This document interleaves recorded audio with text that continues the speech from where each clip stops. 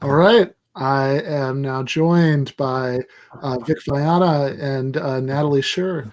Am I saying that right, Natalie? Yep. Okay, very good. So I guess to ground us as we start, should talk about what it is that we are gathered here today to talk about. So here's a representative short clip. The Humanist Report came out against you. Kyle Kalinske just turned on you. AOC, did you see that video? Guess who else? Crystal Ball. Guess who else? Jimmy Dore. Guess who else? Medea Benjamin. Cornell. Everybody sees through you. Everybody sees through you. Except for fucking sycophant DSA dickheads in fucking Brooklyn. We see through you. Even my detractors see through you. That's right. Everybody sees through the squad now. And why AOC? I'm telling they're pushing her out there because she's the most sympathetic. And so idiots can say, stop attacking her when she is standing between you and healthcare and protecting Nancy Pelosi and her career. Key organizing moments may look like random uprisings and viral internet moments to some, but they aren't. They are the results of years of targeting, organizing, and people's movements. Hey, this took 2 weeks. This took 2 weeks. This took 2 weeks. From someone who already went bankrupt from medical bills. It took 2 weeks. How long you been fucking working on this? I figured this out in 2 weeks, AOC. You liar, you coward, you gaslighter, you standing in the way of people in healthcare. You run on healthcare and then you deny it to us. You dangle it in front of your constituents, and then when you get there, you don't lift a fucking finger. And I'm the problem? Fuck you. You already voted for the CARES Act. Fuck you. And fuck anybody who is protecting her. Fuck you. You just keep digging in deeper. All right, so that's Jimmy Dore propounding his theory of the most important thing apparently that's stopping us right now from having Medicare for all. And if you have been in any kind of online leftist or leftist media spaces in the last week or two, this is probably not the first that you've heard about all of this happening. It's gotten fairly inescapable. So that gentleman that we just saw, Jimmy Dore, came up with this thing a couple weeks ago. Took him 2 weeks, I guess he says. He thinks that because of the narrow Democratic majority in the House of Representatives, that's narrower than it was, that AOC and other progressives in the House, Dore defenders will always point out that he started out talking about Mark Pocan as a key figure in the Congressional Progressive Caucus, but then when AOC publicly expressed disagreement with him, since then it's all AOC all the time, should have strategically said that they wouldn't vote for Nancy Pelosi as the Speaker in exchange unless Pelosi granted a floor vote on Medicare for all. Now, I think everybody, including on most days Jimmy Dore, would concede that the result of this floor vote on Medicare for all would be about a 3-1 defeat, that there are 118 co-sponsors Medicare for all in the House right now, which, by the way, lest we lose this, is amazing, right? I mean, that's a sign of incredible progress from the last, where things were in, say, 2015, never mind like 2010 or 2005. But some of those Dore thinks, and I think we should give him this much is surely right, are probably pretty soft yes votes. Some of those co-sponsors, if they really felt like push come to shove, might have cold feet. And one of the things he's advertised, and other people who agree with him, like Bernie Sanders' former press secretary Briahna Joy Gray, who wrote an article in Current Affairs that's probably the most measured version of the case, that they'll say is that, well, this would put a marker down. Okay, sure, the vote would almost certainly lose because, I mean, usually 118 co-sponsors is more than bills have that are successful, but given the role that debates about Medicare for All has played in Democratic politics in the last few years, if you've decided not to co-sponsor, that probably means that you're against it. And I think most centrist Democrats and all Republicans are pretty open about being against it. They're not really pulling any punches about this. People recall that during the election, Donald Trump was constantly angrily accusing Joe Biden of secretly supporting Medicare for All, and Biden would come back and say, "No, damn you, I'm against it. I beat the socialist." And that was how the election was. So I don't think it's generally a secret in most cases, but they'll say that that people who were co-sponsors who might not really mean it, the same way Kamala Harris used to be a co-sponsor in the Senate, and then she kind of triangulated away from it in the election, that they would vote against it. And at any rate, all the people who voted against it, whether that included some co-sponsors or not, that would really put everybody on record, who was really in favor of this and who was against it, and then we would know who had to be primaried, and in the future, and voters would punish them at the polls later. So this is a very important thing to do, and lots of people, I should say, I have infinitely more respect for than I have for Jimmy Dore, have come on board, with this idea, and I think you can kind of see why, because if nothing else, I think everybody in the discussion agrees that Medicare for All is incredibly important, that it's both important in itself on a human level. It's important as a kind of wedge for bringing some degree of social democracy to the United States. And it's certainly a humanitarian catastrophe that we don't have it during the pandemic. And out of all of the Bernie AOC left's positions, it's the one that polls the best. So it makes perfect sense to talk about it.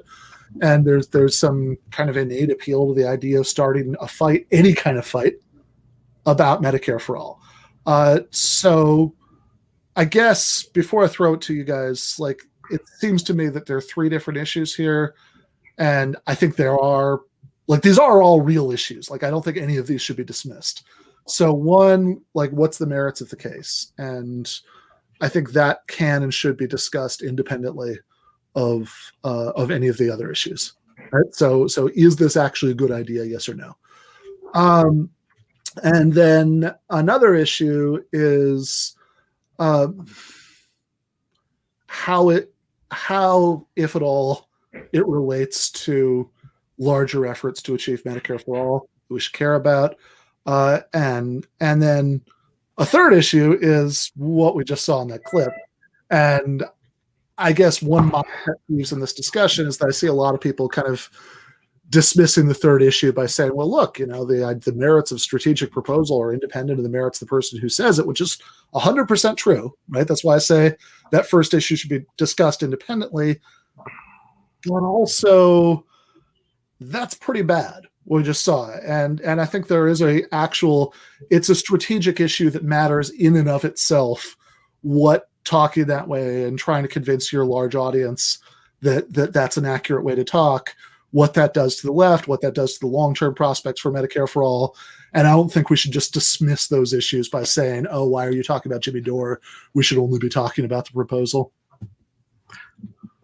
Right. I've actually been avoiding actually watching that clip. I've had it pop up in my feed, and that's the first time I've actually seen it. And it just seems very useless.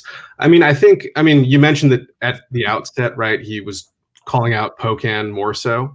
Yeah. But I think the fact that this is framed as, AOC is a betrayer, right? Rather than, even if people were saying, oh, the Progressive Caucus writ large should be doing this, right? The fact that it's singling out AOC is partially, I think, this may be a cynical way to view it, but I think that that's potentially evidence that this is a little bit based in getting online engagement, because names get more engagement than nebulous words like the Progressive Caucus, right?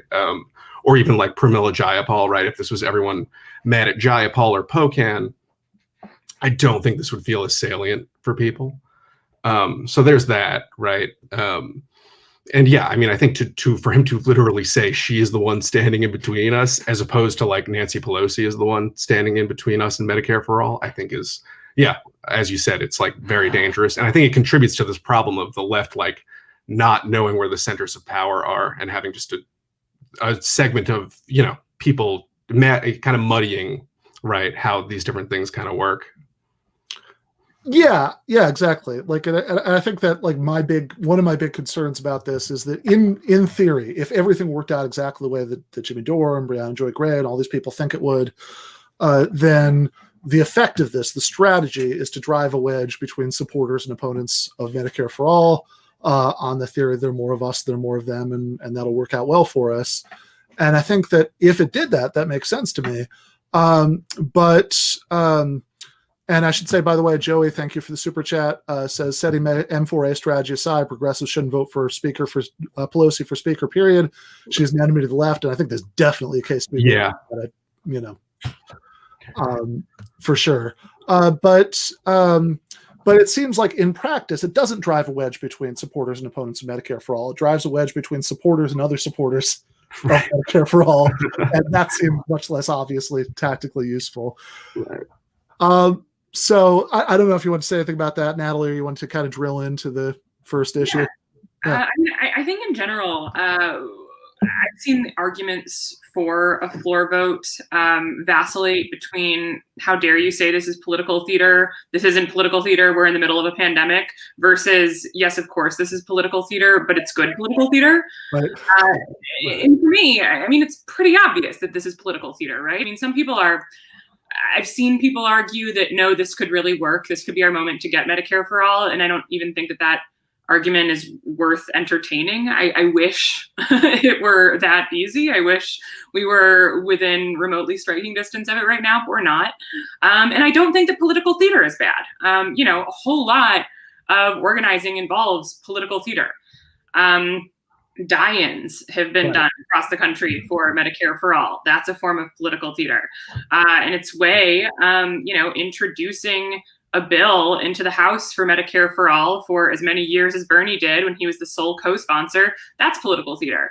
You know, I mean, until there are more co-sponsors, you could say that about the Jayapal bill even. You know, I mean, political theater is an important and valid tactic. And I think that where I come down is I don't necessarily see how a 15-minute losing floor vote that will get barely any coverage, the coverage it might get, I think, will be largely negative, and we have to take, I don't think that that's fair, I don't think that's just, but I do think that when you are performing political theater, you have to take into account who, you know, translates that for the audience, who is helping interpret that. And so, yeah, I think that this is an example of something that is performative. That's not necessarily bad, but this specific case, I don't necessarily think that it makes for good political theater to have a brief, quick losing vote. And I feel like it's being discussed as if this is going to be something that the whole nation would watch with bated breath. Like it's almost, you know, this Sorkin scene, and that people are going to be, you know, tuned in on C-SPAN, just like sweating and like eyes fixed on it. And that's not going to be what it is. I mean, I think it's going to be very, very anticlimactic. And the arguments aren't necessarily taking that into account. Yeah, that seems totally right. Yeah. Like I can imagine that that if you know, AOC, you know, Briahna Jayapal, any of these people, you know, had a change of heart and they took the advice, that would get a lot of media attention, right? You know, that they're threatening to withhold their votes from Pelosi, right? Like that seems like a dramatic thing. The actual vote, I agree, would be deeply anticlimactic. Like the coverage of it would be, yeah, this was a 3-1 loss. And wow, that really shows how unrealistic it is that people are talking about Medicare for All. Why don't they stop talking about that and start talking about something that could actually pass? That would be the way it's portrayed. And I think that there is I think that there's like an important distinction here, because I remember you raised this point, you know, Natalie, what you just said in our discussion on the Katie Halper show. And Briahna Joy Gray was on there, and she sort of poo-pooed this at the time, and then on Twitter later saying, oh, well, you know, sure, you're saying we get negative press, but whatever, you know, Medicare for All always gets negative press. But then I think the point about political theater becomes incredibly important, because say, okay, if you were accomplishing something concrete, then say, look, any concrete victory matters more than how it plays the perception of it, right? Like things matter more than the perception of things. Fair enough. But if you're talking about theater, then perception is the only thing. It's like the whole point of theater is to create a certain kind of perception. So what perception it creates or doesn't create should be very important to us. And it's certainly true that like the mainstream corporate media will spin anything that Bernie-crats, Medicare for All supporters do in the most negative possible light. No doubt whatsoever about that. But I kind of feel like if we start and finish with they'll always portray things negatively, that's kind of a get out of jail pass for actually thinking about how you can try to game that to your maximum advantage. Say, okay, but like, sure, anything we do will be portrayed negatively, but that doesn't mean we have to make it easier for them. Right.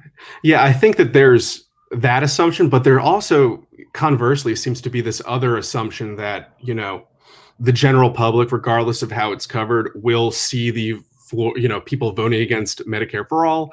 And the fact that they're doing this during a pandemic will inherently, disgust the majority of people, who aren't necessarily of the left, right, or following this regularly. And I think that's really not a fair assumption to make. I think if anything, there's probably is a segment of the population that, is maybe even more risk averse to, healthcare reform in the midst of a pandemic, right? Like, I think the polling on, I'm not 100% sure about the polling on this recently. But I know that, I've read that there is some muddying with like what Medicare for All is. It's been in the media throughout the 2020 race. And, so there is a sense among some people that in the general public that Medicare for All, could be done as a public option, right? And people are more comfortable with that when they say they support it, and that's not good news. I'm not saying that to, right, of course, validate anything about M4A, but I think just this assumption that it's an automatic slam dunk and that, everyone will see, Hakeem Jeffries, voting against it, even though he's a co-sponsor and, automatically just want to vote him out. Right. And also that average people in all these districts, will see their congressperson. Right.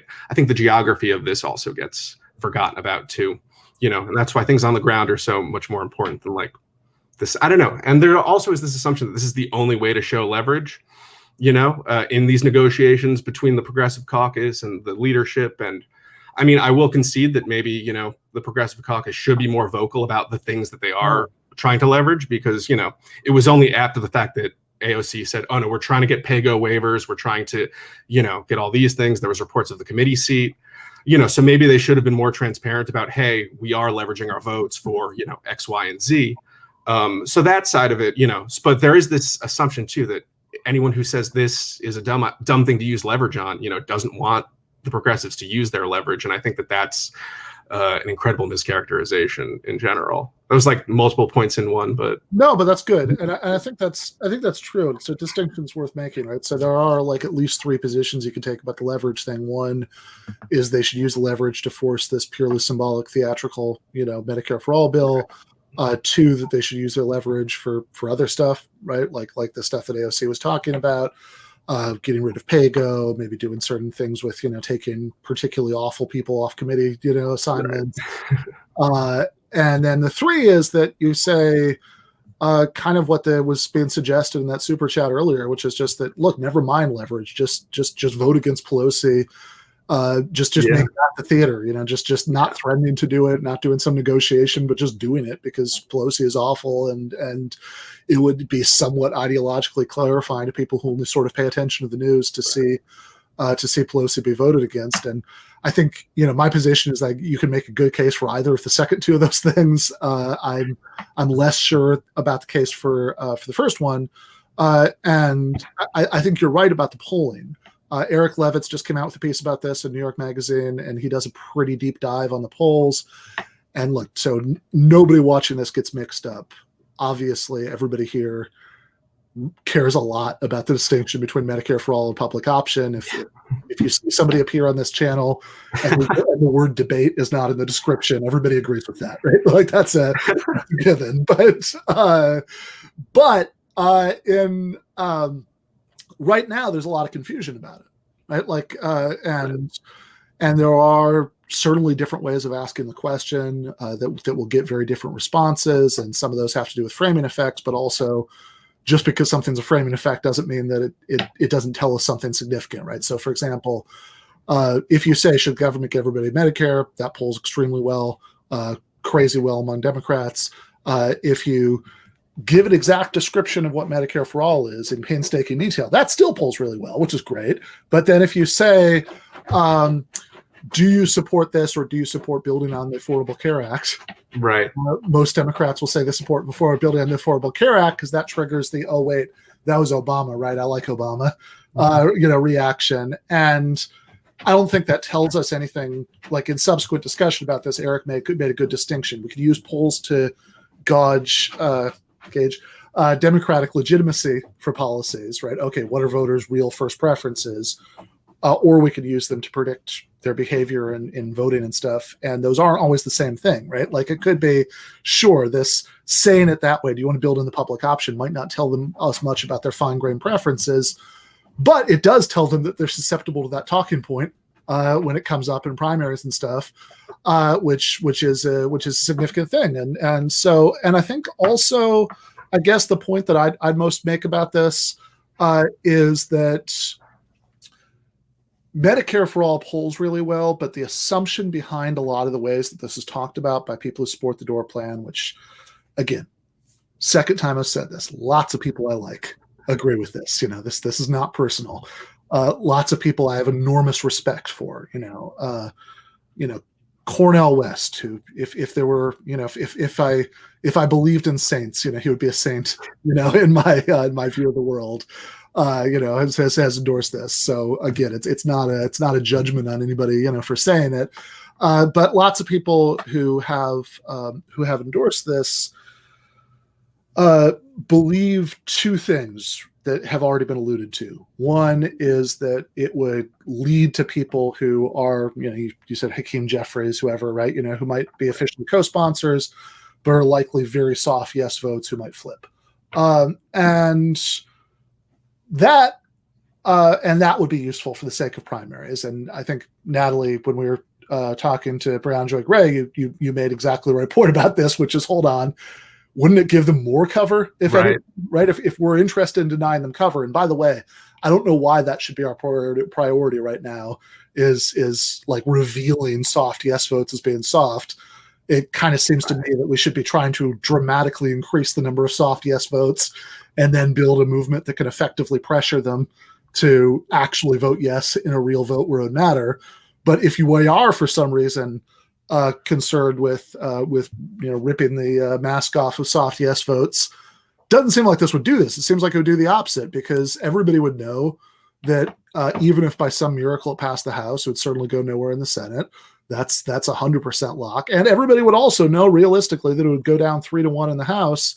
And so anybody who is a soft yes vote, who might think twice about really pissing off corporate interests by voting against it, would just vote for it. Because if you're willing to symbolically co-sponsor it, how is that different from symbolically voting for it? It's like when the last 2 years, before Trump, when the Republicans were holding hundreds of symbolic votes to repeal the Affordable Care Act, which is the example that supporters of the Dore plan always bring up. They say, oh, but what about the Tea Party? They forced all these votes and that was really good for them. It's like, yeah, but the distinction is the votes they forced were at least symbolic victories, because they won usually the House and the Senate before being vetoed by Obama, which makes you look good. That adds momentum. I think a 3-1 vote makes you look bad. It decreases momentum. But it seems like, to Natalie's point, it would actually decrease the cover, and then when it or increase, the cover, if that's what we're interested in. But then this whole business about primaries, right? I think that's where the polling stuff that Vic brings up is really important, because this idea, and this is the point, like just on a kind of simple-minded level that I can't get past in all of this. If you believe that voters would punish people, for voting for it, for voting against it, that, because, okay, we're in a pandemic, people desperately need health insurance, so many millions of people have lost their employer health insurance. So very important, which normatively, again, we all agree with. Therefore, people will electorally punish politicians who voted against it. I guess I just don't understand how anybody could have lived through 2020 and think that that's true. I mean, I don't want to be the bearer of bad news here, but for anybody who's behind on the news, the guy who supported Medicare for all lost, and the guy who said he'd veto it won. And all the exit polls showed that, in all those Super Tuesday states that Biden won, most people, supported Medicare for all. At least, they told pollsters, yeah, sure, I'm for that. But they didn't vote for it. And the question is why? And it seems to me that at least one big part of the reason is that there's a big difference between, and this is actually why I actually do think it's a mildly bad idea, in the sense that, like, it would be more bad than good if it happened. I don't think much more bad than good, because I agree with Natalie that it wouldn't get that much coverage anyway, but I think it would be mildly more bad than good. That if the reason, like, why is it that people aren't outraged, that most people, people who watch channels like this are, right? But most people aren't outraged at politicians who oppose Medicare for all. Like that they'd still, hey, if Biden seems like the most pragmatic choice in the primary, you still vote for him. If you won't hold it against him even when he says he'll veto it. Third party votes way down, voter turnout's way up. Why is it that people say they support Medicare for all, but then they don't get outraged at people who are against it? And it seems like a big part of the reason is, look, if a pollster calls you and says, hey, how do you feel about it if the government gave you health insurance and instead of your private plan? Any normal person is going to say, yeah, of course, that sounds awesome. I hate my insurance company. Who doesn't? But then there's a big gap between that and thinking that it's actually going to happen, and thinking that it's even possible that it's going to happen, thinking that it's within the realm of possibility such that you'd get mad, you'd hold it against people who oppose it. And it seems like if a big part of the reason that we don't have, like what happened after the murder of George Floyd, there is no healthcare equivalent of that, is that people don't take it seriously enough as something that might actually happen to do that. And it seems like if our whole task is to try to get them to take it seriously as something that has real momentum, that really might happen eventually, then having a no suspense 3-1 defeat seems super unhelpful. Yeah, I think, a lot of the things that you're talking about are connected. What I had said before about potentially giving Democrats more cover than less. I think that's true because I don't necessarily see a difference in people who decide to vote or to co-sponsor a bill that they're not genuinely behind versus people who will, cast a symbolic vote for legislation they're not genuinely behind. I don't really see much of a differentiation there. Moreover, I think like moving forward in this movement, we have to assume that the overwhelming majority of co-sponsors are ultimately soft supporters, right? Because that's how this works. Because we're talking about legislation that I'm fairly certain would be the most downwardly redistributive legislation in American history. Healthcare is a $3 trillion sector in the United States. You could get into specifics about what Medicare for all would fundamentally upend and what it wouldn't. But at the end of the day, it is eliminating the insurance industry and completely overhauling and regulating how a lot of extremely lucrative, some of the most powerful industries in the country get paid. So that's our big problem. And if and when we get to the point that we're at all close to passing this, and when rubber's meeting the road and Democrats have to act in accordance with the incentives around them, we have to assume that the difference between how they're saying they feel right now, whether they're co-sponsoring or not, and what they would actually do is already different. And the polling is really variant in terms of how people feel about Medicare for all, which I think is why people aren't getting as electorally punished as we might hope they would be. It's hard to understand. The way that these things are phrased can be really misleading. I think that it sounds like a very good argument. Medicare for all who want it, we rightfully roll our eyes and we see what propaganda that's doing. But I think for a lot of people, that sounds pretty good. And so I think that there's still a lot that needs to be done in terms of, making that support deeper and more impassioned, and, equipping people with the resources that they need to be able to refute arguments against Medicare for all and be confident that that is what they want and why. And that the work it will take to do that is what's going to build the sort of power that we'll need to force people's hands force elected officials' hands when they're, on the fence about this, when they are starting to get a ton of pressure from the industry. I mean, another thing that I think people miss in the contours of, especially House debates is there are a lot of hospitals that are the biggest employer in their congressional districts, things like that. I mean, you really have a lot to contend with, and it's not futile, but like understanding how much we have to do to break past that is important, and that's going to contribute toward our source of power, which will be what we actually need to credibly primary people who are against us. I mean, part of why I thought this was maybe a misguided tactic to begin with is, first of all, I was skeptical that it would expose Democrats, and if it did, would that message even get out there? And, given the amount of confusion about messaging now, and then what expose them, and then what do we have? We don't have the power to credibly primary 100 different people right now. Definitely not on an issue that's not as understood. And, I love that it's as popular as it is. And the pandemic has really made it seem like more of an urgent issue than ever before. And we have to capitalize on that.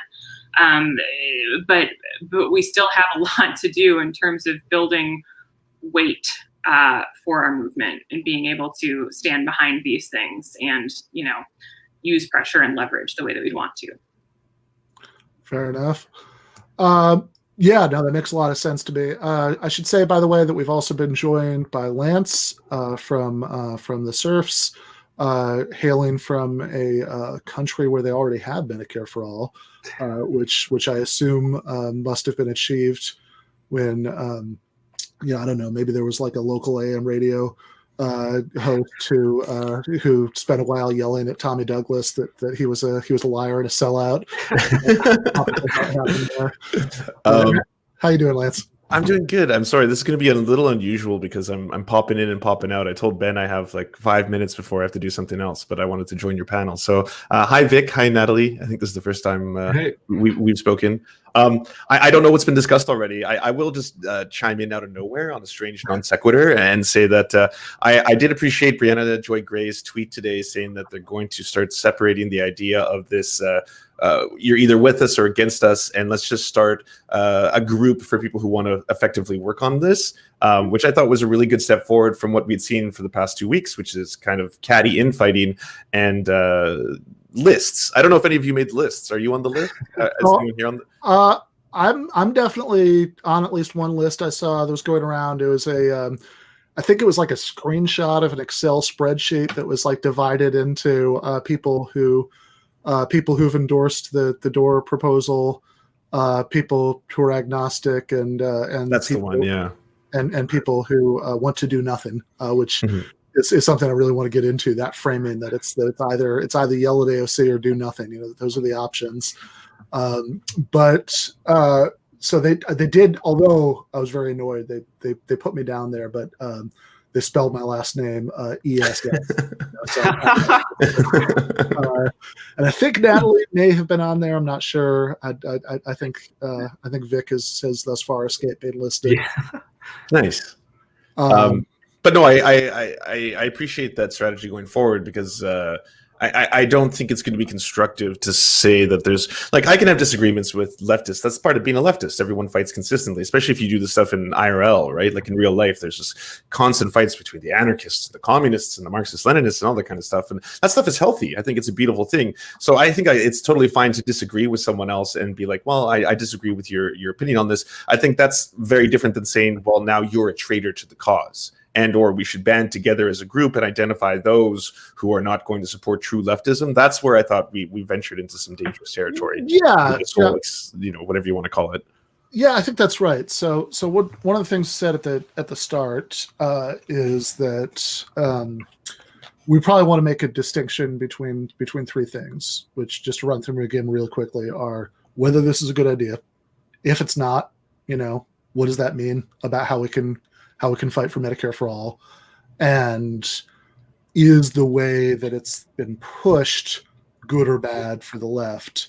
And the distinction I want to make is that lots of people I've seen, people like Briahna Joy Gray, you mentioned, other people who I'm not going to devolve into list making behavior myself, but that I've seen other people mention is that they'll say, "Oh, why are we talking about Jimmy Dore? We should just be talking about the tactic." And the core of that's right is that whether you think this is a good idea or not should have nothing to do with what you think about Jimmy Dore or anything that Jimmy Dore has done around this. That's 100% correct. The part that I have a problem with is that making that correct point often seems to be used as a way of shutting down any discussion of what you're bringing up, which is the way that this has been advanced a net positive for the left, for socialism, for Medicare for all, for any of those things. And it seems to me that it's really not, that it's very much not, so right now there are, 4 people in the what's what's sometimes called the squad. And one of those is Ayanna Pressley, who doesn't really have the same politics as the other 3. I know that there are a couple of others, who, like that it is going to be expanded in the new Congress, but, it's still very much going to be something you can count on your fingers. And it seems like the beginning of a strategy for achieving all the things that we want to achieve is having, having that little seed of some sort of, democratic socialist or at least social democratic opposition within the Democratic caucus grow to be 80 people, 100 people, that would be the beginning of what we need to actually achieve most of these things. And so again, Dore says, we should do these things that'll make clearer the battle lines between those 3 people or those 8 people, whatever it's going to be now, and the Democratic leadership. All right, that makes sense. We could argue about whether this would have that effect or whether there are other better ways to do that, but that makes sense. But it seems like in practice, what we're actually seeing in all of the AOC is a liar and a sellout, because she says she supports Medicare for all, but she's not using her leverage to get a floor vote. Here's a list of people in left media who, have betrayed the cause by, saying critical things about this tactic. What the effect of all that is not that at all. It's to rip down, the tiny little seed that already exists. And, I don't want to exaggerate what can be done with this kind of media stuff. I mean, the bad thing is that it doesn't have that much power, but sometimes the good thing is that it doesn't have that much power. But to the extent that it has influence, the influence isn't being used in any way that undermines, Nancy Pelosi or Chuck Schumer or any of these other ghouls.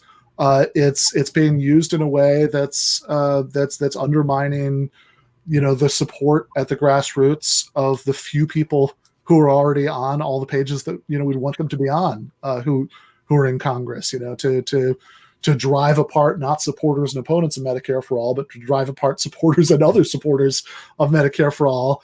And whatever you think about the merits of the tactic itself or what we should be doing instead, that also seems like something that should be talked about because it's an important subject in itself, and it shouldn't be dismissed as, I don't know why you're talking about Jimmy Dore right now when you should be talking about this strategic issue. But yeah. No, I was going to say, maybe the better thing would be, we're not talking about Jimmy Dore. We're talking about his poor analysis of power relations within the Congress. Yeah. No, I think that's really well said, right? Or we're not, or maybe we're not talking about Jimmy Dore. We're talking about Jimmy Dore's theory of change. Yeah. which is Right, it really, only takes 2 weeks. This only, Natalie, all that stuff that you listed off, Jimmy Dore did it all in 2 weeks. So no, it's amazing. It took him 2 weeks, and now we basically have Medicare for all. right. Just have to do some paperwork or something. One other thing that I saw too that kind of on this track is, after AOC didn't get that committee seat that she was jockeying for, there was a ton of tweets of people, from this side of the argument being like, well, see, this is evidence to not keep playing nice with Pelosi and force the floor vote. But no, she got punished because she doesn't play nice with Pelosi. And that is also why the floor vote ain't happening. True. Failure in other respects is taken as evidence that, oh, this is why, you should have taken my tactic. But clearly it's evidence that there is not enough leverage. I don't know why that's evidence that the leverage was used for the wrong thing, Yeah, well, and I think that exact thing, I know, Natalie, you were starting to say something, but I'm sorry. Just to really quickly jump on Vic's point here, because I think it's an important one, that this idea that failure is a sign, basically the only reasons that you would fail are that you're not doing the right thing. I think as I would see it, I think this is basically the heart of the issue. That I know, Briahna Joy Garrett Gray got, who by the way, I should say, is, I've said this on Twitter and tagged her before. Her DMs are closed. To say it again now on YouTube, anytime she wants to come, talk about this, the door is open. Right. This is not a. We're happy for all comers to come and give their arguments here, but she got really offended in the bad faith episode they did about this, about my use of the term voluntarism. Although that seems pretty obvious to me that it's a strategic critique and not a personal or moral one. But that does very much seem like voluntarism. That you think, okay, that the political actors that you're critiquing, the ones that you think are on your side or are supposed to be on your side, that if the things that they want to have happen, if the things that they say they want to have happen aren't happening, it must be because they don't really want them, or they don't want them enough, or they're just foolishly not trying to achieve them in the right way. Because if they really wanted them, they were sufficiently committed and they were doing all the right things, then they'd be winning. And that seems like a big problem to me, to have that theory of change, which it really does seem like is at root in all this, right? This basic assumption that there must be something that AOC and the rest could be doing that would be moving the ball forward here in a faster way than would be happening otherwise. I mean, that just seems like. That almost seems like, mind over matter for politics, that sometimes there is just objective political terrain that, that politics is a conflict, certainly between different ideologies and putting on the commie hat, it's probably a faded red star on that, conflict between different class interests. And that sometimes you're in particular moments where in the institutions that have power, one side just has vastly more power than another, which doesn't mean that you should stop fighting or stop trying to change that. It doesn't even mean, to go back to Natalie's first point, that you shouldn't be doing political theater. If you can find forms of political theater that are useful and they would play well, but it does mean that no matter what political theater you do, you just have to, you can't win without winning. If you're not in power, if your bitter enemies are in power, then most of the things you want aren't going to happen. Well, also, politicians are beholden to YouTube personalities, right? That's how this all works. What? You wouldn't think so. You missed the clip we played at the beginning, but he's going on about how everybody sees through you, and he starts listing off everybody, and his everybody is, Kyle Kalinske and Crystal Ball and, whatever. The list. These people he's listing off, right? Some of them are friends of mine, and many of them I like their work a great deal. This is not a personal criticism.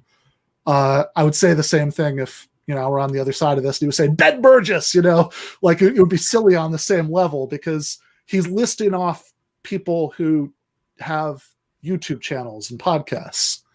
And obviously I think YouTube channels and podcasts are useful and valuable things to have. can provide much needed political education and entertainment and inspiration, and maybe even in the very best case scenario, ideological and strategic clarification. But that's a really weird conception of everybody. Like, why is that the relevant everybody? True. I'm really sorry, everybody. I have to dine and dash, as they say. But it was a pleasure spending 5 minutes with the three of you. All right. Thank you so much, Lance. Thanks. Yeah, I mean, sort of along the same lines, I think what was starting to frustrate me about the voluntaristic aspect of all of this is that it's this combination of electoral dead-enderism, but also purity politics, which will get you nowhere. I mean, I'm not, I think that electoral politics are important, and that the left should regard them as important, but you absolutely have to understand their limitations and, what you can and can't do through the electoral system alone. And, telling a million people that the reason that you don't have healthcare is because AOC is a sellout, and, promoting that argument, I think is really damaging to the leftist project. And I have to say, I was never enamored with this tactic, but I was at least relieved today when I saw people online talking about, okay, let's build a Slack, let's get a Facebook group going, let's talk about what we should do. And that's the sort of thing okay, yes, you should be doing that. That's how politics are done. And it's boring and tedious. And there's a lot of emails that show up in your inbox. And it's not glamorous stuff, and it's frustrating. But you should absolutely do it if that's what you want to do. That's how politics should advance. And then I think it gets me to the fact that, I actually didn't know who Jimmy Dore was before all of this. So, having people tell me, oh, you're only saying this because you hate Jimmy Dore was bizarre. I didn't know what I was getting into when I tweeted about this. It was, in my feed, and I thought, okay, I'll chime in on this tactic. Without knowing what it was going to become. But all of that said, I think that it was relevant that it was coming from someone like Jimmy Dore, because as leftists, we should be very interested in movement building and where power comes from. And that if something is coming from, a handful of podcasters, but not discernibly from a movement or from on the ground organizers, I do think that that's relevant and that that's worth discussing and analyzing. But, if this is an idea that genuinely mobilizes people and people are organizing around it, I mean, it's another, part of being supportive of movements is if this becomes a concrete, genuine union or movement demand, then yes, then I support it, because I think that that's where demands should be coming from. Yeah, no, absolutely. I really like that last point that, because sometimes people sort of say, look, people are actually doing something, why are you criticizing? And again, Slack is a good step. I would say for the most part, what doing something means when people talk about that is podcasters yelling at ideological allies in Congress. I don't think we should dignify that as being something. But also, I really like that last point, because it's okay, but who's the we, right? Okay, if we're doing something, right? What's that we? In that Bad Faith episode that I just mentioned, one thing I did like was Virgil Texas had this whole riff about how different this would be if there was some sort of workers' party that had a disciplined decision making apparatus, and I think failing that the unions like what you're talking about, if the if I think there is something to be said for if there is an organized discipline movement that actually is operating offline in a meaningful way, that is pursuing even a dubious tactic. I think there's something to be said for just backing that, just on general principle and going with it. And maybe you can have a discussion later about whether it was a good idea or not.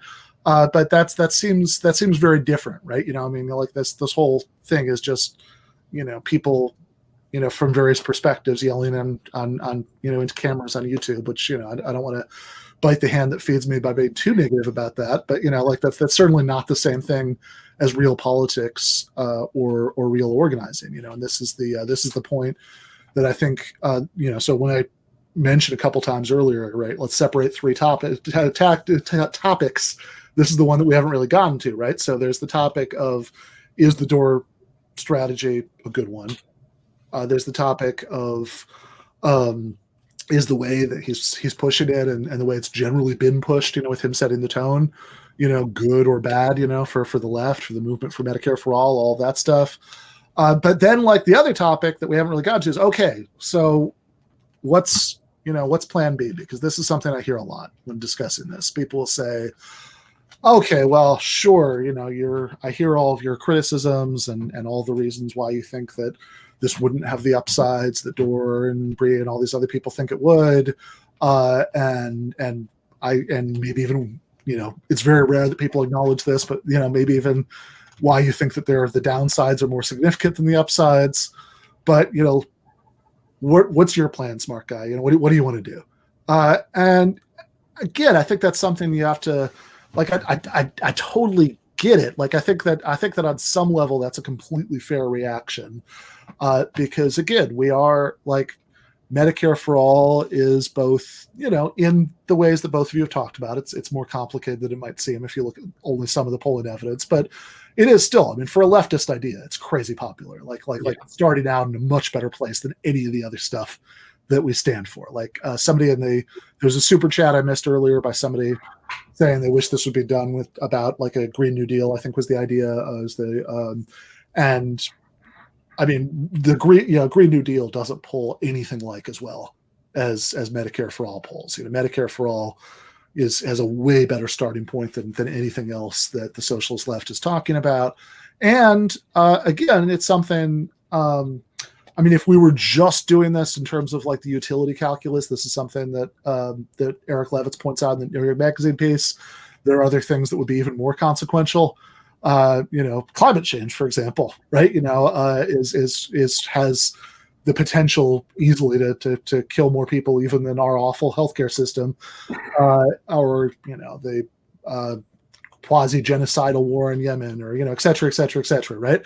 But the fact that it's both a humanitarian crisis, that all these millions and millions of people are losing their employer health insurance during a pandemic, and that it's starting from such a good place of popularity, does mean that it makes perfect sense to focus on it and to emphasize it.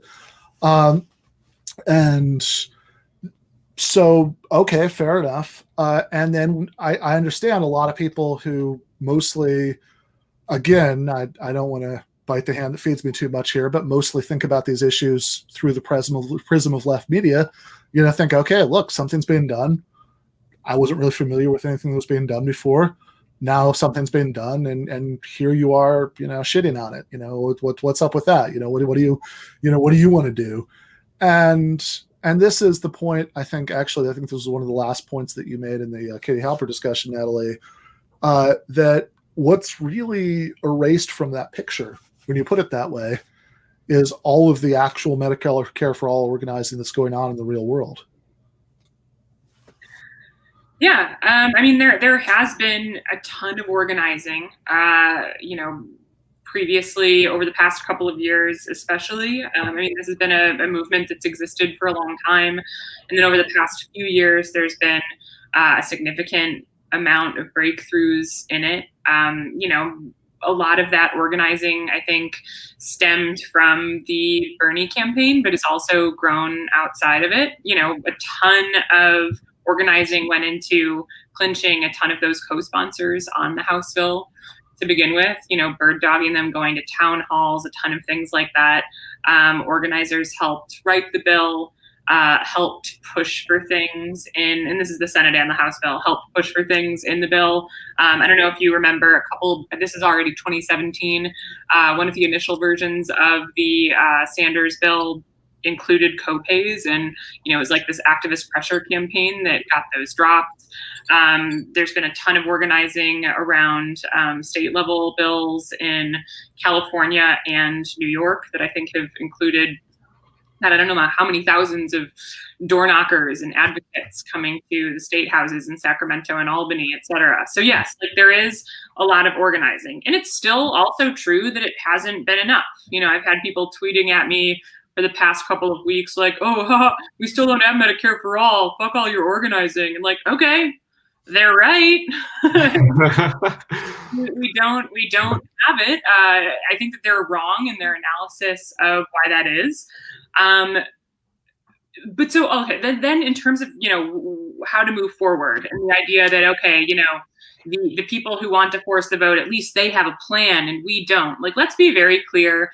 They have an idea for a tactic that I firmly believe would not achieve much. I think it could have downsides. I don't necessarily see upsides, but even in a world wherein their tactic works, it's a tactic, and the next day they're asking the exact same questions that we are now. Okay, so it's not as if they've got this plan, they've got this mapped out, and we're just being like fucking naysayers. That's not what's going on. All of that said, in terms of, you know, what do we do? I think there is all of this great organizing, but what is difficult about healthcare organizing, something that I've really struggled with kicking over in my mind and talking to, I don't know how many people, you know, interviewing people, reporting, and doing organizing myself. The thing that's really difficult about these issues, this issue, is that the choke points aren't obvious. And by that, I mean, essentially, patients can't boycott or strike. Right. The power that advocates and patients have in the system and in being able to exercise power and implement their will with regard to healthcare is really difficult to understand. It's difficult to do. And if we could do something like that, it's not necessarily clear that that would be desirable for a number of reasons. Obviously, you know, I think some healthcare, like there have been a lot of healthcare workers who are fervently supportive of Medicare for all. As far as I know, there hasn't been a significant use of labor power, militant labor power in the way that we classically understand it. I'm not saying there should be, I'm just saying there hasn't been. Yeah, which actually that's something that's worth jumping in on. You know, this point about labor power. Because one of the things that that most took me aback in Briahna Joy Gray's current affairs article about this, which you know, which again I won't want to talk about, you know, not like, again, none of this is personal. This is strategy, you know, but also it's something that's worth talking about because, again, it's the most cogent version, I think, of the argument out there, right? And so it's worth addressing just because it's the best version of the case. But in that article, there's this remarkable line where she says, well, and this kind of even came up on the Katie Halper stream, where she says, well, look, this would be it'd be very hard to ignore this if force the vote, you know, we're coordinated, you know, with labor organizers, you know, organize a general strike. And I just read that. Okay, I mean, yeah, I mean, you're right. Like, if there were the first nationwide general strike in the entire history of the United States, and it happened next month in coordination with this, then wow, yeah, you're right. I mean, the combination would be amazing. That's, I mean, God, I mean, if that's in the cards, you know, like that's where that'll be like. But given that we live in a country with 6.2% private sector unionization, where, by the way, a significant minority of what unions actually exist, Levitz points this out, are actually not on board with Medicare for all. And most unions that exist, and again, like that's a small percentage of American workplaces, are unionized. And what unions do exist have like are mostly in a very deep defensive crouch right now, you know, because they're under massive assault at pretty much every level, and it just, not to mention that one of the, you know, remember, one of the starting points of this whole discussion is all those people who've lost their health insurance because they've lost their jobs because of the coronavirus, and I think under those circumstances, if you want to try to talk large numbers of people, like what we would be talking about here, like a real general strike. I mean, I know sometimes on the left we throw that phrase around in kind of a LARPy way, like if there are scattered walkouts in like, by like 10 people each at 50 workplaces, we'll call that a general strike. But like in the classical sense, like what they mean when they have general strikes in France, that kind of general strike, that would be the country shuts down. So you'd be convincing tens of millions of people who don't have the protection of a national, labor relations board certified union, that all the legal protections that go with that, to go on a wildcat strike when under circumstances when losing their jobs would be a uniquely terrible thing. Again, in a country with absolutely no tradition of this, we had, Levitz points out, we haven't even had a citywide general strike in the United. We've never had a nationwide one. We haven't even had a citywide one in 75 years. And so under those circumstances, it kind of seems like, given the objective terrain of class struggle that we're in, saying, yeah, this would work really well if it were combined with America's first nationwide general strike under uniquely unfavorable circumstances, is a little bit like saying, if the three of us went, I mean, we're in different cities, but if we were in the same city and we left the stream and went to wave around signs outside of a city council meeting, that would, okay, the media couldn't ignore that if it were combined with us coordinating with aliens to land a spaceship on the roof of City Hall. It's like true, but not obviously relevant, like given what's going on in the real world. And I guess the part where I do, I keep saying it's not personal, it's strategy. The part where I do start getting a little annoyed about all this is that, again, we're all people who basically talk about politics. That's our role. And talking about politics is a good thing. People need to do it for all sorts of reasons. Listed off some of those earlier. But talking about politics and politics are very different things. And as you said, Natalie, there hasn't been like classical labor militancy, people going on strike, for, over this issue that's happened around Medicare for All, which would obviously be much better if that did happen. The ball would be much further along than it is now. But there is, the NNU, the nurses union, that has been that has really prioritized this issue for years at this point. And there are like staffers who work for the nurses union who this is like all they do is promote Medicare for All, and people even in the DSA, of which I am a member, is an imperfect organization, but DSA, Medicare for All working groups, people in Justice Democrats who like organize and recruit primary challengers and do door-to-door canvassing to win primaries to get people who oppose Medicare for All replaced by people who support Medicare for All. Like, all of these things are things that are actually happening.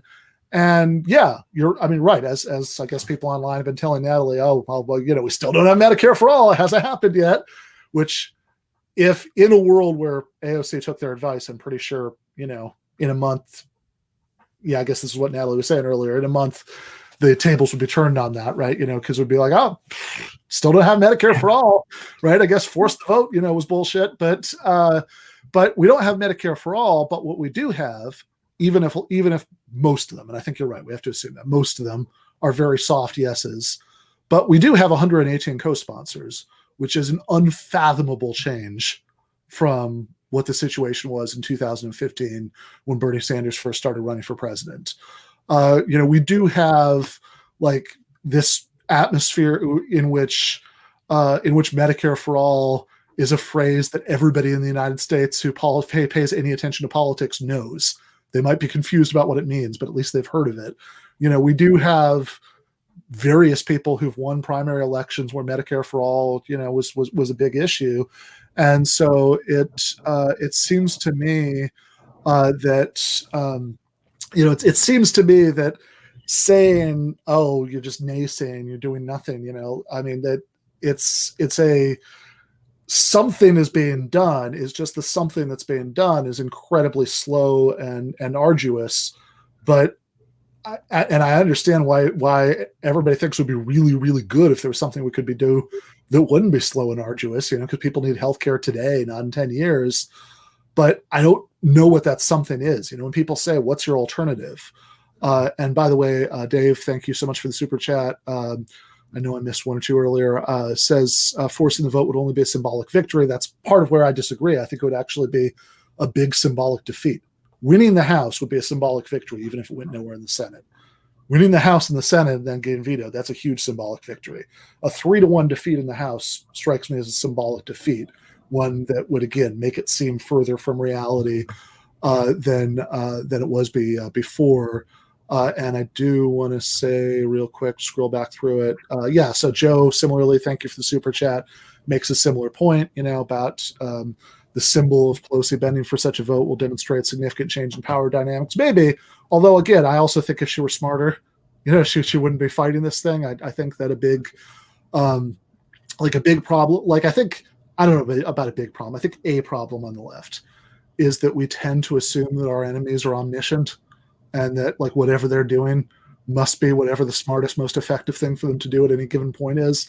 That we're just all idiots, but centrists, Democrats, and Republicans, and those guys are all strategic masterminds. I don't think that's true. I think that the centrist establishment does dumb things that undermine their goals all the time.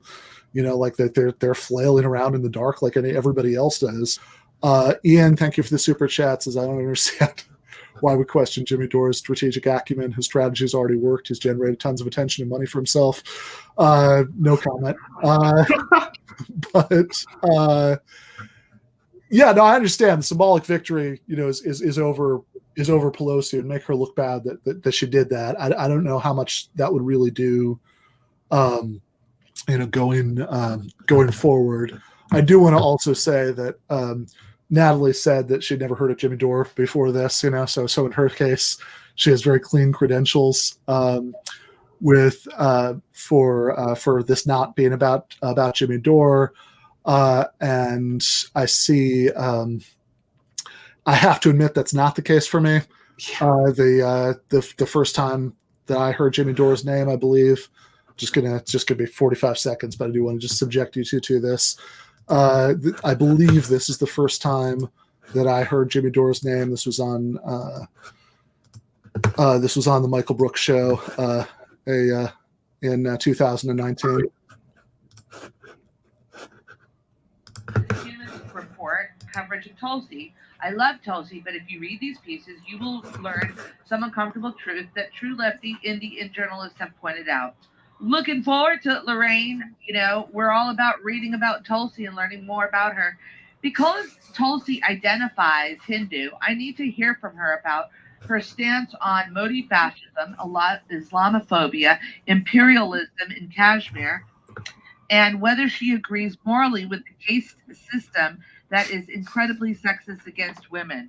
Thanks for the donation. I don't have any answers. I can tell you one thing. If there's one thing I couldn't care less about, it's what's happening in India. Is that wrong of me to not care? I mean, how does that affect? Yes. Yeah, it is. Oh, look, I'm not a fucking okay. Look, I have, and I'm actually doing this in my book, right? Part of the answer to the IDW is, and I'm probably come up with different terminology, is a socialist cosmopolitanism. And actually, some of these cosmopolitan arguments from whether Anthony Appiah or Amartya Sen, there's actually some very robust and important and vital critiques of what is called PC culture or identity politics or whatever. So there's some very important terrain here. Now, and I even understand the practical realities. Like as a matter of practical reality, there are those you interact with. There's, whether it be your family or your immediate neighborhood. Okay. It's not even, I'm not in some pure, we're not talking like a platonic, okay, or a pure Buddha field of enlightenment where you regard each human being with the exact same concern of compassion, empathy. All right. But yes, the goal of expanding your ethical horizons, as well as any type of, remote left politics for both practical and moral reasons, means that you're trying to project your care out as fully and as broadly as possible. So short answer is, yeah, there's something wrong with you. All right. So, and actually somebody pointed out in the chat that might be the second time that I'd heard him. The other time was also on TMBS. That was when his initial reaction to Lava Jato was to say that it sounded awesome and he wanted a t-shirt of it because all he heard was anti-corruption and, so, sounds good. So I do have I do have an existing bias. I'll admit that. That this, and I understand some of these things. People got mad about them, and he walked it back. I think the overall picture is still not good. But I also think there are also people who are saying this who I have the opposite bias about. Again, I mentioned Cornel West. I don't. If I could, like will anybody into having a position of political power, it'd certainly be Cornel West. But I think that when it comes to this, and I should say, Alex, thank you for the super chat. Says if you have a chance, can you comment on David Sirota's list of tactics to be combined with the floor vote? It's a good census of the two extremes. Observer says, oust Pelosi for its own sake. Again, I think there's definitely a case for that. Thank you for the super sticker, Maren. And then I missed, anyway, somebody said, I'm missing it now. There was another thing, there was a reference to the Sirota thing, about the combination. And I think that, so what Sirota said, as I understand it, was, sure, do, like, when you're coming up with your list of demands to vote for Pelosi, do the floor.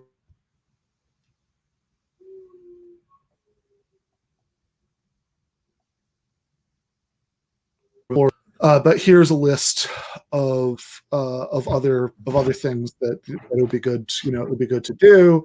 And I know Dore himself, by the way, has said, yeah, sure, right, do that other stuff too, and then kind of gone right back to ranting, about the floor vote. Which was one of the things that it's petty, but I'm just going to indulge in pettiness for 30 seconds because it annoyed me. That Briahna Joy Gray, in both her Twitter initial reaction to my Jacobin article, and then also in the Bad Pay Faith episode they did about this, said, Ben misrepresented the argument because he said that Jimmy Dore was saying that instead of various other things. That AOC should focus on the floor vote. And again, what I said was focus on, right? Focusing on one thing instead of another is not the same thing as doing one thing and not doing another. I think we all know. I think everybody understands the difference between focus and being for or against something. But in any case, I think that we can probably think of examples of things that could be done, like if you want to do theater, right? And I guess maybe we'll, I don't want to keep you guys too long, right? So maybe we'll sort of close on this point, right? But if you want to do theater, there are lots of things you could do. And somebody said this very well in the chat, and I missed the comment, but I can't find it again now, that there's this weird dance that you get sometimes with this, where people will say, oh, well, if you don't want to do this, what do you want to do instead? And then you say what you want to do instead. And then they say, well, why not both? Right? And it's like, okay. But I think there is first of all, the rules are changing as we're going. And secondly, I think there is a good reason not to do both, which is that what Natalie was identifying earlier, that if you're going to, that the floor vote, it's just political theater, right? There's no chance that it would lead to anything beyond that, beyond that. I mean, people might or might not then take other actions based on it. We've given some reasons earlier to be skeptical that this would play out that way in terms of primaries and everything. But, maybe something else could happen as a result of it. But it itself is just theater. It's not something that's going to have any legislative consequence. So if you're going to do theater, then this seems like fairly counterproductive theater because it sends the message that this is a fringe idea that's never going to go anywhere and that you just shouldn't worry about it. That it's like, why are these people still talking about Medicare for all? Medicare for all, even with the Democrats controlling the House, was just voted down 3-1. If you actually want to help people, you should talk about things that really might happen. But if you're going to do theater, and I don't think any of us are against doing theater, if you're going to do theater, here are all hey, one theatrical thing you could do. Nan Davila was kind of saying this, on the Katie Halper thing, but you could do like what Democrats did about gun control and have a sit down on the House floor, that would be an act of theater that would certainly publicize. It would certainly get at least as much attention, and probably much more, because it'd be more dramatic and exciting than some parliamentary procedure. And it wouldn't come with that stink of failure at the end. That like, it wouldn't have that consequence of that really bad optic of, oh, look, they got their vote and it was voted down 3-1, even with the Democrats in charge. This is clearly just a fantasy. You could do, I mean, whatever. I'm open to all kinds of theater. Do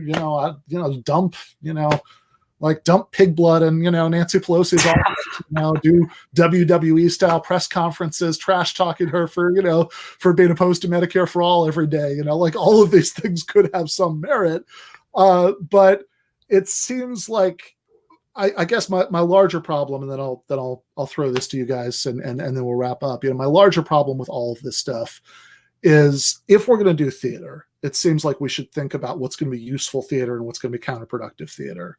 But also, sure, do theater, absolutely. Theater matters. Theater can be significant, but it's not very significant. Like at its best, what theater can do is it can call attention to a movement that you're trying to build. But the actual building of the movement and the theater are two different things. And I think that's the point that I feel most frustrated when it seems to me that it gets lost in all of this. Yeah, I mean, I think, the answer to all of this, like when we were talking about, why it sounds so silly to talk about a general strike right now, and how we, don't have a movement, we don't have power. All of those are the same thing. And this is going to sound like a cop-out, but organizing is the answer. Mm-hmm. What can we do to advance M4A? I mean, the single best thing you can do to advance Medicare for all, I think, is probably, if you're in a position to, join a labor movement, join a union, organize one, do entryism into one, whatever you want. I think that the labor movement is this like massively untapped resource when it comes to Medicare for all, and has been like a foundational aspect of every leftward transformation in every other country. The reason that countries that do have national health services and single payer, it's because they had a powerful, in most cases, labor party, but definitely labor movement. If you are unable to do that, then, try to join a group of people doing organizing for Medicare for all. And that's going to be locally specific. In terms of the things that Sirota suggested, I think that the best thing on that list is trying to agitate for a vote on the Ro Khanna bill, which essentially allows federal funds to be reallocated into state-level single-payer programs. So that's going to, I think, turbocharge a lot of the organizing going on at a state level. And you can be part of any of those things, but being part of a group organizing for leftward demands with other people is how to do it. And it feels very small because, in individual instances it is, but that is literally the only path forward. And talking about, what gimmick, what procedural tactic, how can we do this and that, all of that's going to be irrelevant if there's not power behind it. And this is how you build power. Yeah, and I think too that, in addition to that, and I think, looking at people with power, right? Like, people, I think, should also keep in mind, like, how relative that is, right? For movement allies, we have movement allies with a little bit of power, but, this is maybe tops a dozen people in a 200-person caucus, right? And they could hypothetically swing votes. They're going to be acting more in a block going forward. But, that's still only so much power, and like the absence of victories is not, the absence of effort, right?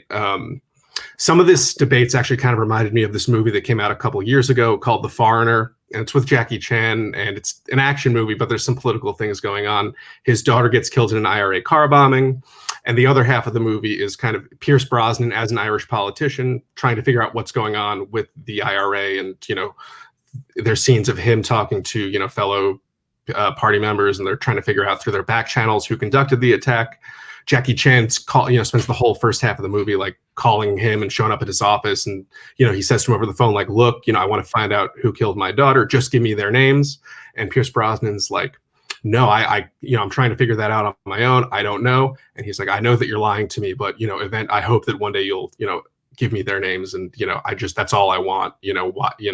Work with me here. So I think that just reminded me so much of this, because it's just these people are seeing AOC as, or the progressives in Congress as like this roadblock, but they are and maybe they should be communicating more about the fighting that they're doing behind the scenes, right? I mean, that is the one kind of sign from this that I've seen, that they maybe should have said, hey, we are trying to use our leverage for X, Y, and Z instead. But AOC even tweeted the other night, Republicans embrace their right flank, Democrats have not embraced their left flank. That's her telling us, hey, everyone, like, I'm trying the best I can, but Pelosi is my manager. I just think that and movement strength and organizing can kind of give them more leverage. Like, that's what's gonna strengthen them. Not necessarily viewing them as like I think that people have this analysis of power that like you either have it or you don't, but it's just so much more relative and takes time to build. And movements are the way that we're going to be able to build that and give these guys leverage. Yeah, I think that's right. Because I think there is like a legitimate critique to be made of how much AOC and Tlaib and all these people present themselves as like junior partners in a coalition with the Pelosi's of the world, which they do sometimes. Like this, there certainly is, like, there certainly, at least rhetorically, there have been moments that I don't like there. And you could argue more than rhetorically, and how much they present themselves in a more oppositional way. And I think there is a legitimate critique to be made there. And we can talk about what doing something about that might look like. But then I really like that you brought it back to the movement issue at the end, because is your analysis of all of this? I mean, I think this is the big like takeaway to think about, that it's just that they're too that they're too compromised, by Washington, that they're whatever. You can do a Jimmy Dore and say sold out, or you can do Briahna and say institutionally compromised. However you want to say this. Like, is that the issue, right? Like, is it that these few people, 8 people, whatever we're going to talk about when the new session starts, that they are like the attitudes that are in their head, right? Is that the main problem? I mean, I'm not saying that, it could be a problem, right? But is that the main problem? Or is the main problem the larger political terrain that they're trying to operate in and trying to thread some kind of needle in order to exert whatever kind of influence, either with the bully pulpit or, more directly that they can. And certainly it seems fair to say, even if you think there's room for criticism about some of these things, that how they approach this would be a lot different if there were 80 of them instead of 8 of them, right? And it would be even more different if there were 200 of them and instead of 80 of them. And that seems like the larger thing to keep your like, that seems like the larger ball to keep your eye on. Like, I really like what Natalie said about how the answer is organizing. Which is, again, like, it has already paid off real dividends. It could continue to do more. Yes, if you can possibly be involved in any sort of organized labor effort, that is the very best thing. I mean, look at the history of labor and socialist parties that have actually won reforms like this all around the world, and that is always at the heart of it. If you can't. I mean, if you live someplace with the DSA branch, which is nearly everywhere, that's not nothing. That they're organized for Medicare for all through that. If I don't think the electoral stuff is the be all and end all of everything, but if you're somewhere where Justice Democrats might be doing something to organize a primary campaign against somebody who's actually vulnerable, who's bad at Medicare for all, do that. But all of these things, and I get it, because the issue itself is so urgent, and all of these things can be so frustrating how slow they are. So I really I want to just close on this and thank you both so much for doing this. This is a lot of fun, and and you're both very insightful. And this is and beyond being cathartic for me. I think I hope this was also useful, for the audience. But I just wanted to close on this point. There's an interview that Adolph Reed, who would be another one of those people who I would consider a saint, if I weren't an atheist, and he weren't.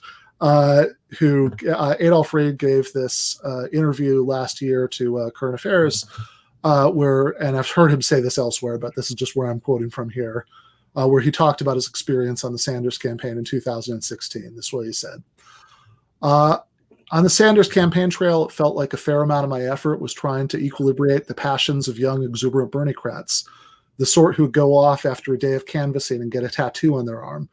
They tended to rise and fall with every news report, what's happening in the Iowa polls, what's happening with what Clinton said or did.